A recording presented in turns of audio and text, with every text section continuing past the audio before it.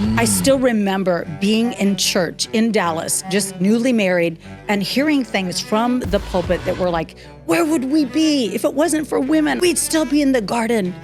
You women, be quiet. You women, shut up. And the fact that woman was created last doesn't mean she was an afterthought. And women have lost their authentic, divine, feminine voice. I'm not happy. Yeah, for sure. About men presenting as women, but I'm not surprised because women have been acting like men for 30 or 40 years now. Please don't push me. Please don't push me, but y'all push B. Now we got dwellers from Cali to Flatbush B. Now they got heat on they feet that say press B. And now we so deep in the street, y'all can't stress me. Can't curse me, then bless me. I'm crucifying my flesh, that's less me. SAT'd from preaching, can't test me. Atheists are now believing, that bless me. Yeah, we got the basement replacing any of those worldly pursuits that y'all chasing, any of those trials and tests that y'all facing, any of the relationships that y'all changing. We rearranging, making the shame shift, giving Satan back what's his, that's the blame shift. Rise up and walk commands, that's the lame shift. Cheat codes for living this life, that's the game shift. All on Yeshua, man, the rest is manure, man. I'm dying daily, so I rise up a purer man. Pressing B daily, so my sins looking fewer, man. Washing the blood, so my sins down the sewer, man. Yeah, so press B with me, and let's let whatever gon' be just be. Yeah, so press B with me, and let's let whatever gon' be just be. This episode is brought to you by BetterHelp. Hey, listen, I'm so excited to give you the opportunity to get connected to some therapists that can help you take your mental health to the next level. Listen, I don't understand how we got people that go get their nails done, go get haircuts, go to the dentist, go get a checkup every single year, take their car in to the mechanic to get the oil changed, but you actually think you can handle your mental health by yourself. What are you even doing? That's not even the way we're wired. And so whether you're feeling like transition is taking place, or you have some trauma for your past, you've been a little bit sad, but it might be teetering on depression a little bit, I need you to understand that you have tools. There are resources. There are people that are willing to help you. So I want you to go to betterhelp.com/B-side. We have a 10% discount just for you. We talk about therapy all the time, but there's absolutely no way that we're going to let you to get in it and not get something out of it. So join us on there, and I can't wait to see you on the other side. Peace. Welcome to The Basement, ladies and gentlemen. I am your host, Tim Ross. I hope you're all doing well. I love you guys from wherever you are watching today. Shout out to all of my dwellers who are literally all over the world at this point. I appreciate you. I love you. Thank you for philosophically pressing B and coming down, because we know the safest place to be is in the basement. Shout out to all of my B-siders who have literally pressed B, downloaded that B-side app, and subscribed so that we could take what has been this safe space to this platform that has made it a safe place. I appreciate you all, and thank you for your support and allowing us to do this. Without further ado, ladies and gentlemen, I have a dear friend of mine here. I don't know. I must have won the human lottery for today. I don't know what I did right. I do try to pray and eat right and stay within a weight so that I can live a long time. My objective is to just live long enough where Juliet can't remarry. That's really my goal. It's selfish reasons. It's a good goal. It's a pretty good goal. She is an author. She is a woman of God and a wife and a mother and a grandmother and a best-selling author and one of my favorite speakers and just one of my favorite people. We met on the other side of the world in Adelaide, Australia. It feels like a decade ago. I think it was longer. Okay, I'm sad about it. But okay, maybe it was 12 years ago. I feel like it was in 2009, 2010. Okay, then Lord have mercy. It's happening. 14 years ago. Yeah. Oh, how I that's feel terrible. about it. Yeah, that does make me sad. It can't go by that fast. I don't want it to go by that fast. I need just slow down, life, or maybe not. Anyway, we're about to get into a conversation that is made for the basement. This conversation's made for the basement. This book is written for basement dwellers. We'll get into all that in a minute. But right now, Lisa Bevere is in the building, ladies and gentlemen. Let's go! Wow. I'm so happy you're here. I'm so happy to be here. Thank you so much for coming. Absolutely. And to be in the basement. You're in the basement. Yeah, I used to be scared of basements, but now I'm like, all right. See, we're redeeming them. There's no Redeem the dead basement. bodies down here.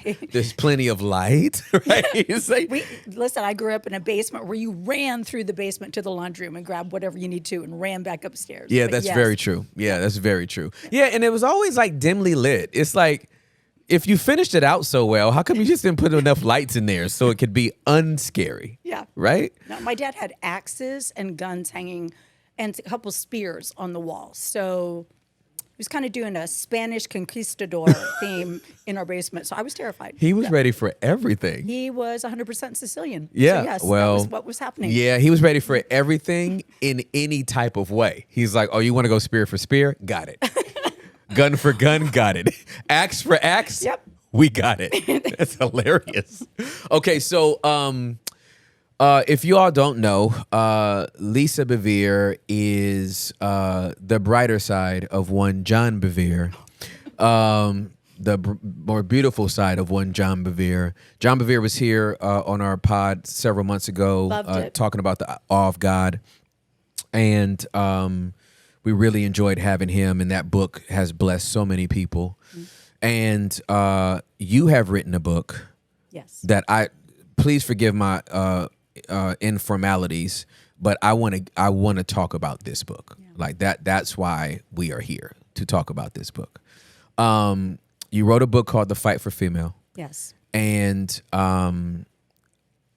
as soon as I read the title, I didn't like turn to the back of the book. I didn't like go do like a cursory search of like the chapters. The title already made my baby leap in my womb, proverbially, because I know what I've been processing and feeling, and I'm a male. Please forgive the interruption. It's Hector, and we got Miss Julie, the chosen one, and she's taller than all of us.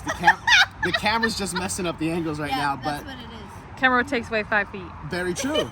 But hey, this episode with Lisa Bevere and Tim is insane. We're all in the producer booth, just like blown away at how powerful it is, how insightful it is. And if I were you, I'd go download the B-Side app right now so you get the full episode. On YouTube and audio, you're gonna get a limited version of it. We wanna give you the whole thing. Plus, you get exclusive episodes, extra content. We're gonna tell you about our live events that are coming up this year, and we don't want you to miss out. So we love you. Are we good? Is that? We're great. I feel like we killed it. Yeah, we're great. Don't be a square. We love you are wild. We love you guys. Please enjoy the rest of this and go download the B-Side app today. Yeah. So I would love to know the burden behind this book. Well, I feel like since the day I got born again, this has been my journey.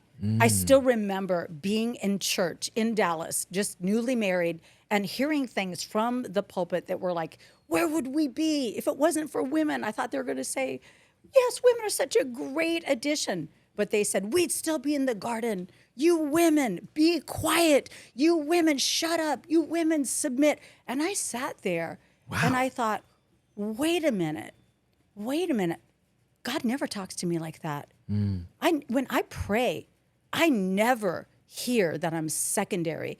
And the fact that woman was created last doesn't mean she was an afterthought. It means she was necessary. Absolutely. And I think we forget that God is the one who said it's not good for man to be alone. That's correct. And so he created woman, and she was in him, but did not have expression through him.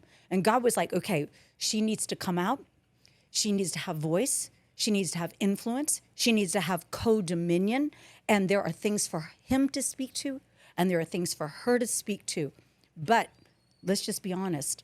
For about 30 to 40 years, women have been trying to sound and act and speak to the things that God created men to speak to. And women have lost their authentic, divine, feminine voice. And I know, Tim, I'm looking at what's happening in our culture right now. I'm not happy Yeah, for sure. about men presenting as women, but I'm not surprised because women have been acting like men for 30 or 40 years now. And if we don't care about our femininity, then we shouldn't be surprised if somebody else picks it up. I just froze you.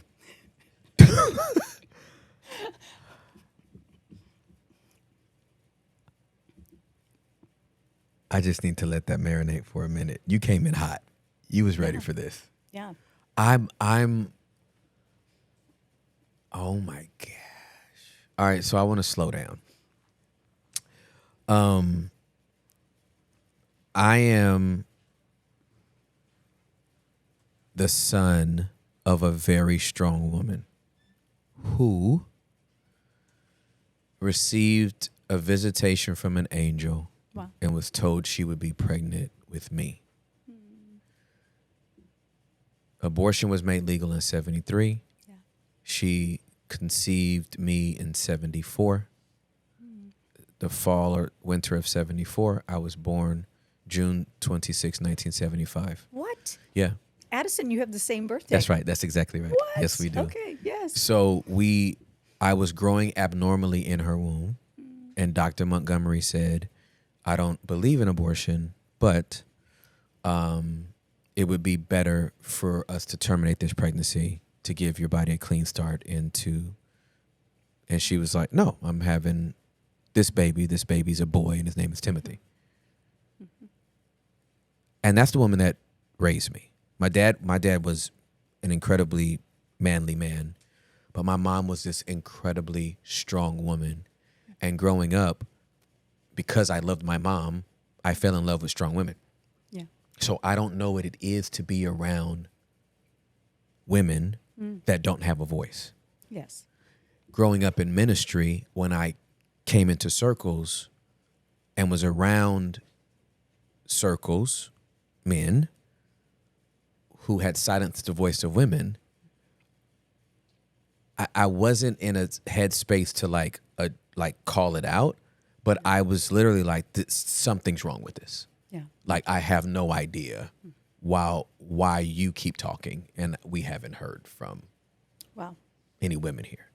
So I can go off 7 different ways on this.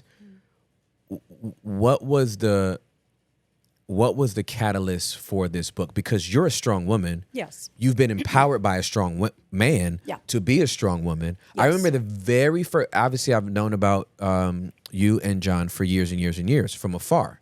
And then we were in Australia together and I got to experience your ministry up close. But then we went out to eat. Yeah. And I remember, I don't know if I've ever told you this. I literally called Juliet after lunch and I said, all right, Ju, outside of you, I think I just met the most attractive woman that I've ever had the presence of. Because strength is attractive to me. That confidence is attractive to me. That groundedness of like, I know exactly who I am. I'm not in competition with my husband. You know what I mean? Absolutely. He is authentically who he is. I'm authentically who I am. And this is my voice. And this is, it was like, oh my God, the only other person I know that looks like that is Juliet. So it was just so beautiful for me to see. Yeah. You were already living that. You could have just lived that and not wrote a book about it and been like, oh man, I feel sorry for the women that don't have a voice. What was the catalyst that was like, I got to put pen to paper and leave this as a resource? Yeah, I felt that there was a demonic attack against female, period. And I had a dream in 2016.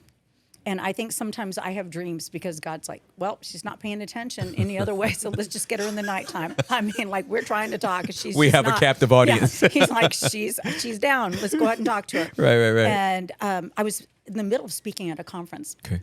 And I had this dream that I entered a green room. And you and I both know what those green rooms can look like. Yep. And I remember walking in and thinking, oh, I know everybody here, but I don't remember Tim. Like, I don't remember if Juliet was there. I mean, I Right, don't understand. But I knew had a knew similar everybody. Dream. I had a similar dream, yeah. But I didn't, and they Vision. knew me. Yeah. And I was hesitating on the threshold because I noticed that everybody was holding something close to their chest, and it was only women.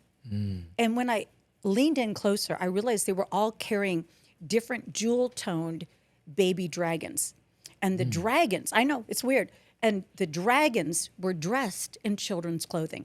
You know, when people are like, oh, I'm going to dress up my dog. I'm going to put it in a stroller. I don't have any kids, so I'm going to just dress up my dog like a child. Yeah. It was like dragons dressed in garments of innocence. And I went up to the very first woman. I said, do you know you're holding a dragon? And it was almost like she felt like she needed to shield the dragon from what I was saying. She was kind of like, kind of like, oh, she doesn't know what she's saying. And she said, oh no, these are different dragons. These are the wise, kind, counseling dragons. And I was like, there is no agreement between daughters and dragons. Yeah. And everybody just would look over me to the person behind and shake their head like she doesn't get it. So I went from woman to woman and tried to get somebody to listen. And one of the women said, here, just pet it right here. Look, don't be afraid. But the dragon was side-eyeing me. And I knew the dragon knew that I knew it was evil. And so I was like, I'm not petting your dragon. I'm not going to agree with you that is safe. And I turned away. And right when I turned away, someone thrust a brilliantly jewel-toned, rainbow-colored yellow dragon towards me that had a ruffle around its neck. And I remember in my dream, I reached out, I grabbed the dragon by the neck, and I broke its neck. And I woke up, and I'm on my back, and my arms are flying through the air. And I'm like, what the heck just happened? I was so shook. It was like I had this dream that I had physically acted out. And so I typed the whole thing out, and I heard, hey, if you need a dream interpreted, go to these people. So I fired off that day as soon as it was daytime. And I'm like, I just had a dream where I snapped a dragon's neck. And they're like, yeah, we got nothing. I'm like, somebody better have something on this one. And I went to a meeting right after that, a very large meeting, where I actually confronted some stuff. I said, you guys you've forgotten that God has no rival and he has no equal. I was preaching that like in March, and then the song came out, and I remember I said, but when you make yourself a friend with the world, not a friend to. Right. See, I think we forget there's a difference. There's absolutely I said, we're different. supposed to be a friend to the world, Right. but you've made yourself friends with the world. Right. I said, you're supposed to be bedside to the world, and you are in bed with them. And so I thought, okay, I broke the dragon's neck. I mean, I thought to myself, I broke the dragon's neck, and I'm done. So I didn't think anything of it again. And then I start watching what's happening with the kids. And I start watching what's happening to the women. I'm starting watching women being displaced in athletics. I start watching costumes of distorted imagery of female, and it's being sexualized by the culture. And then at the same time, silenced in the church.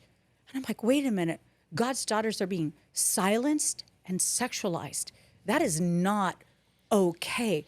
Who is behind this? And then, Tim, I go to Revelation chapter 12, and you start to read there's a war in heaven. And then we find out we've got Michael, and we've got the dragon or the serpent, we know to be Lucifer, and the war, and he's cast down, and he goes down to the earth. And we know that actually happened when Jesus died on the cross. He was displaced, but he has found his place in the accuser of the brothers in the body of Christ and in the world right now. Yeah, so absolutely. we've got women being accused of, if a woman has a voice in the church, then it's reprobate. It's Jezebel. It's whatever, witches, Jezebel, out of order. Yeah. And just all this mess going on. But it says, and then the dragon was enraged, or one says furious, one says angry with the woman, and went to make war against her offspring. That's right, her seed. Well, when you begin to tell a generation that their very formation is a mistake, it makes it really hard for them to trust God with their transformation. Right. And the enemy is not stupid. He is very, very strategic, and he has targeted our sons and our daughters. And I was not okay with being quiet about that. Absolutely. So I've written about marriage. I've written about how we interact women to women. Yeah. Finding our voice in the house of God, finding our voice. This to me was Christian women finding their voice in culture. And this is a fight that when you say sexualized and silenced, Yeah. Literally, I felt like my heart It's heartbreaking. sank into my belly because it is both true in culture, secular, and in culture, sacred. It's in the church as well. I know. And it is it's something that not only breaks my heart, but I believe men have to be vocal about changing that culture. I do think there's a battle for the women to fight in this, and there's a battle for the men to fight. I do feel like largely, and this might freak your whole people out on this, but No. largely I think the women's battle begins with repentance. Great. That we grasped at the man's role. And when you grasp, whether it is to be like God apart from God, or when you grasp at the man's role and you neglect your role, then the enemy is more than happy to just go for everything you left behind. This is something I think I told in the book. I should remember. It's been a year. But I did. I told it in the book. Okay, so John is known for the Beta Satan book. Right. It's possibly my favorite book he's ever written. Okay. But that book almost didn't happen. And I would have been the reason for it. Because my husband was being attacked. Yeah. And we live in a time period right now where hardship is called toxic. When God sometimes says hard leaders, unfair treatment, actually prepares you. David had Saul. That's right. I mean, I don't like it. I wish Right, the right. spa is what prepared us, but that is not I wish what it was a prepares spa us. too. Yeah. Yeah. So struggle is strengthening. Yep. So my husband's going through hell, and John is sweet. John is way nicer than me, and I'm half Sicilian, and I'm standing at the coffee machine in a sacred space at the church office, and the administrator's wife looks at me and she said, "Your husband is going to lose his job because I sleep with the big guy here." And Tim, she walked off, and I just stood there stunned. And I thought, all right, then.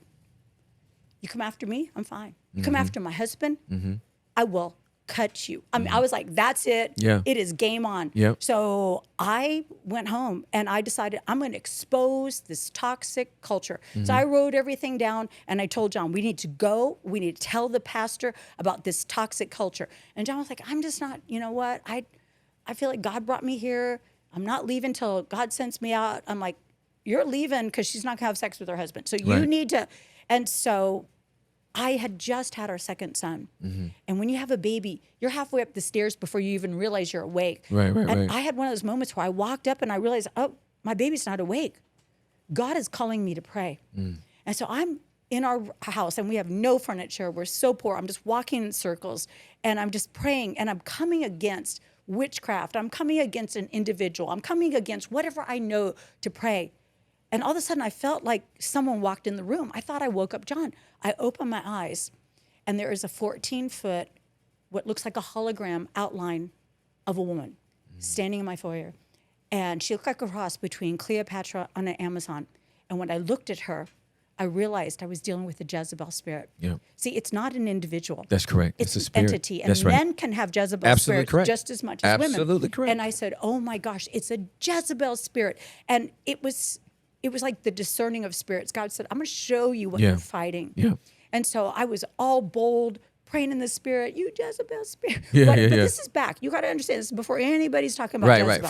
For sure. Absolutely. Well, I go to bed feeling all, and it just was a revelation, then it was gone, and I went to bed. Yep.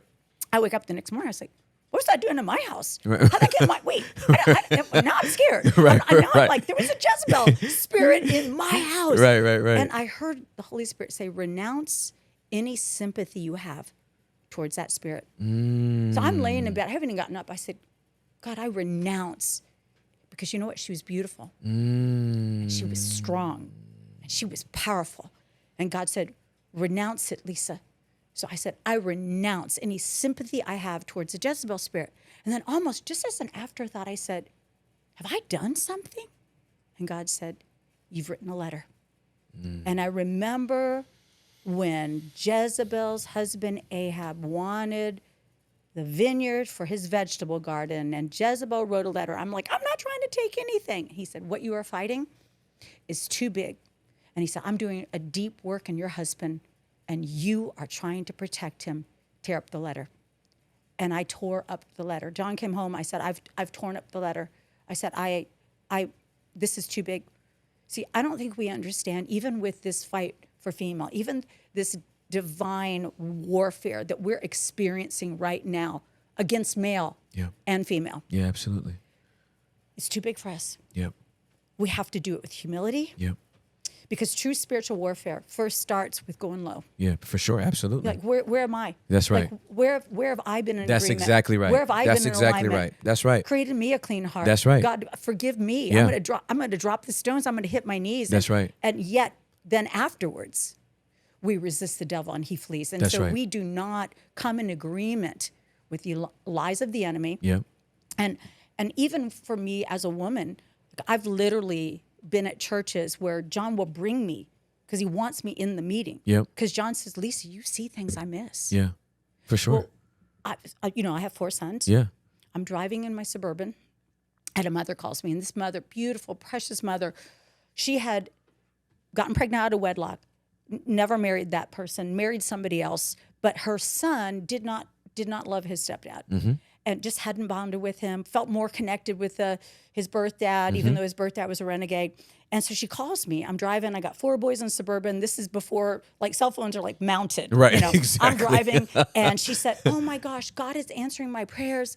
This man says he sees the hand of God on my 13-year-old son. He's going to mentor him.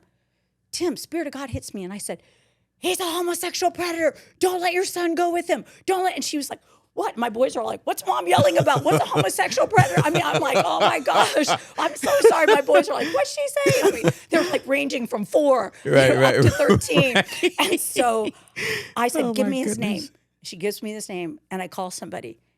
Found out he just got out of prison for sexually molesting 13-year-old boys.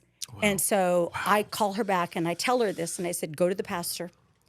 Tell him this guy's in the church. Yep.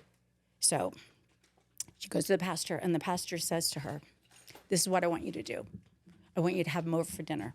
I want you to hang out with him, play video games. Just let him be in your household. Just let him be a friend. And so the wife calls me, and she tells me what the pastor said. And I'm like, I don't want to dishonor my pastor, but that sounds really weird. So I tell John. John calls the guy. I thought we were going to get kicked out of the church. John said, excuse me. Yeah, for sure. It is not the responsibility of a 13-year-old to restore a 30-something-year-old. Amen. He should not be in that household. Absolutely correct. And he said to John, well, I think you're a legalist. And John said, well, I think you like feeding the sheep, but you don't like protecting them. And he said, if you're going to be a pastor, you're going to have to do both of those things. And then he says to John, this is why we don't involve women in things. And John said, wait a minute. The woman who exposed it. That's what John said. He said, Lisa didn't even know his name. Right. Are the you Holy Spirit. serious? Yeah. What are we and talking I just remember about? we hung up the phone, and John and I looked at each other, and our pastor at that time ended up in a very scary situation that ended up being involved in a homosexual relationship. He was a protector. So the woman has intuition, and intuition is from the Latin word intuer. It means inward tutor. And the Holy Spirit partners. Like, women will pick up on things that men miss, and John picks up on things I miss. For sure, absolutely. That is why we need one another. Absolutely correct. And yet right now, the enemy seems to be more aware of the need for both. Yep.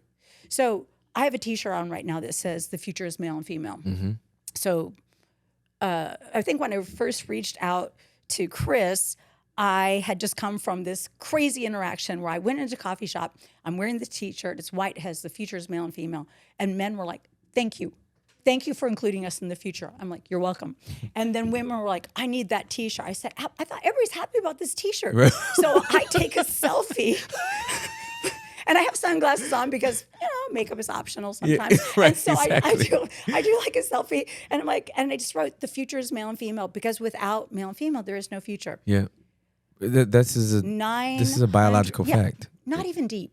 It's not deep at all. No, it's like, that's your parents. Yeah, Anyway, yeah. people freaked out on me. Yeah, freaked out. They were like, you're a homophobe, you're a transphobe, you're a bigot. This is coding like all lives matter. White patriarchy. Jesus would never co-sign with the oppression of women. Men have had their turn. It's the women's turn now. I mean, Christians blowing up 900, and I think it's probably 30-something comments later. I was a demon of hate. I mean, it was insane. And Tim, anytime something is that charged, there's something more behind it. Oh, I bet you there is. So I just typed into Google, what is the origin of the quote, the future is female? Boom, Washington Post article came up from 2015. And it said, the future is female, originated in a lesbian separatist group called Labris. I thought, what's Labris? Was the two-headed axe carried by Amazons. And they said the quote, the future is female, was a spell to cast, a call to war, and an invocation. And 25% of their proceeds go to Planned Parenthood. Jesus. So they have a Greek Roman goddesses, Amazons, and then they've got child sacrifice. And it is all about breaking down the men. That's absolutely correct. And so when God said it's not good for a man to be alone, he understood that the woman would take that not good and make it good. Not a salvation thing. No, not but at a all. wholeness Yeah. thing and a reproduction thing. Yeah. So now I start going, wait a minute, what's going on? Why have the feminists been so quiet? I mean, aren't feminists, aren't they all about empowering women? Yeah. No. They're actually more about breaking down the family and disempowering the men. So there is a famous feminist. Her name is Kate Millett. She's not alive anymore, but I think it was in 1968. She got together with 12 women, just 12. And they said, why are we here today? That number seems significant. Yeah. Why are we here today? They said, to make a cultural revolution. They said, how will we make this cultural revolution? By destroying the American patriarch. How will we destroy the American patriarch? By taking away his power.